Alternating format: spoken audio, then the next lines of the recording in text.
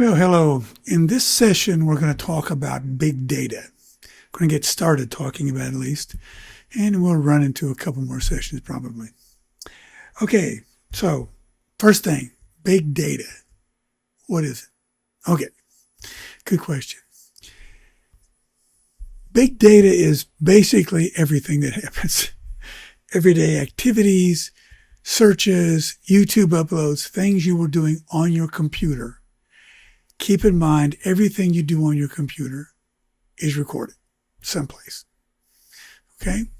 So when people do searches, people do YouTube uploads, people do email, people do chat, people go surfing the web, or even if we use IoT, if dishwasher breaks down,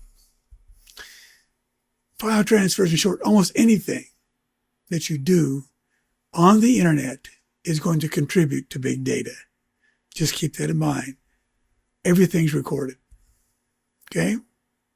Okay. Now, the way we're going to get into this is we're going to think about what they call the V's of big data. Okay, they started off originally, they had three V's, and they were volume, velocity, and variety. Volume means there's a lot of data in big data. In fact, it's so much data your regular computer can't handle it. It's got to be on a bigger system.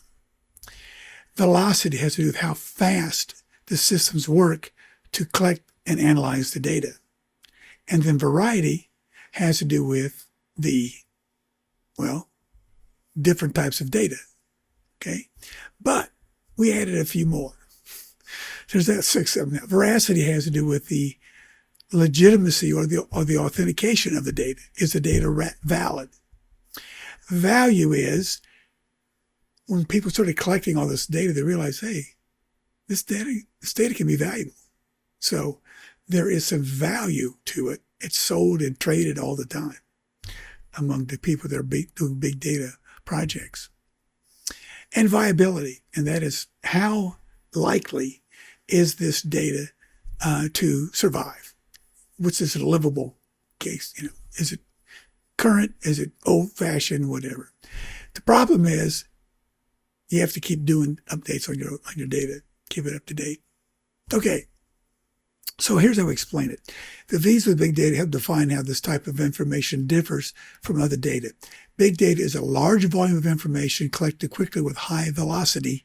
It consists of a variety of reliable information with proven veracity and provides a value to corporate entities. I say corporate entities because that's the primary target, the primary user of big data. We can use it in the university. We just don't use it to the extent that they do. So what are some of the areas of big data? Healthcare is one. Value-based, patient-centric care we can do with big data.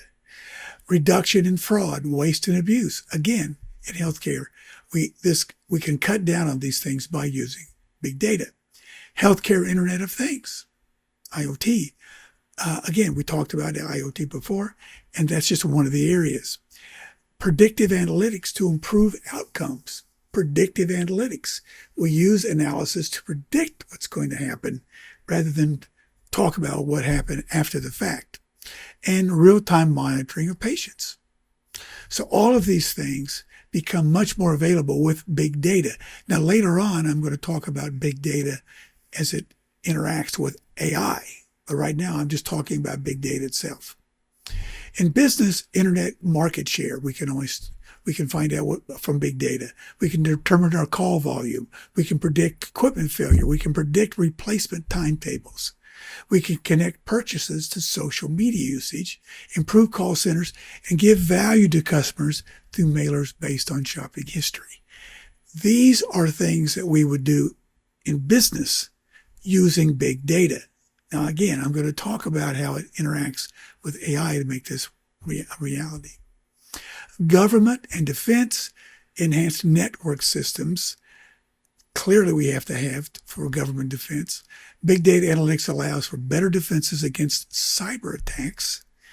More data, more analysis, more information. And it also helps in the development of artificial intelligence that can be used in government entities as well as in private. Education is another area.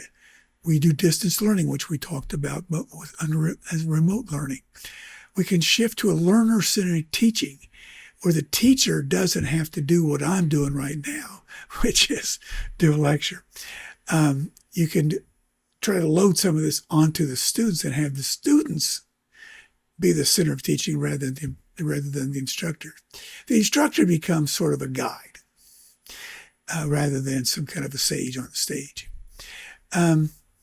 We can also monitor classrooms.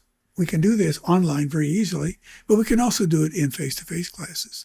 And we can have wearables are used to collect the data on all the movements we make. Okay? So we ask ourselves, so what? Big deal. Okay. So we have new business opportunities with big data. We have better understanding of consumer behavior. We have changes the way that we work and we live. It's this technological determinism taking hold, and it requires consumers to be better informed to protect their own privacy. Privacy, of course, we've talked about this time and time again. It's a big issue. We have to teach the people to do this. What can big data do then? Okay. It can find relationships to consumer data, such as demographics or purchase history, to determine whether a correlation exists. It can implement strategies in human resources, in production, in marketing, or in sales. It can increase the speed at which products get to market and reduces the time and resources required to gain market adoption. Diffusion of innovations. Target the right audiences and ensures customers will come back. And finally, tailor products to deliver what customers want. These are 5 things that we can do much more efficiently because we have big data. And like I said a while ago, we're going to show how this connects with AI. So what about the hardware? Okay. Companies can own their hardware. Keep in mind that some companies will have their own big data warehouses. And other companies will farm it out to somebody else. Okay, keep that in mind. That's an important consideration. But some companies can own. Now, what that means is not all big data is the same. One company may not have as much big data as the next, but they may not need it. Okay, keep that in mind. So you can have your own servers, or you can have and outsource them to a third party. Either way, there's a lot of companies that are big data companies that all they do is house big data. Okay, who thought of this in the first place? Well, the industry was ahead of the universities in recognizing the value of gathering large amounts of structured and unstructured data. When I say structured and unstructured data is like think of a spreadsheet, a database, nice, neat columns and rows.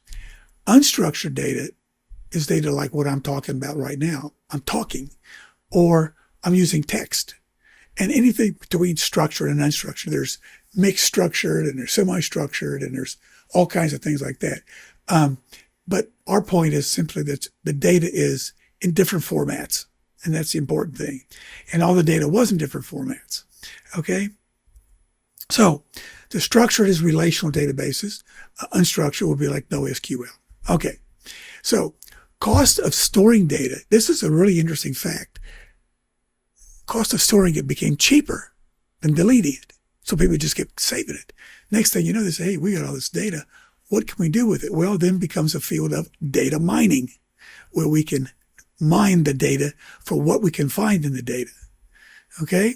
So we end this session here. I'm going to talk then we end up with a definition. I said it can be almost everything. Anything someone wishes to call data can be captured, stored, aggregated, analyzed, communicated. That's going to be big data. Okay? So that's the end of part 1 that we're talking about here. I'll continue this discussion with some more information on big data.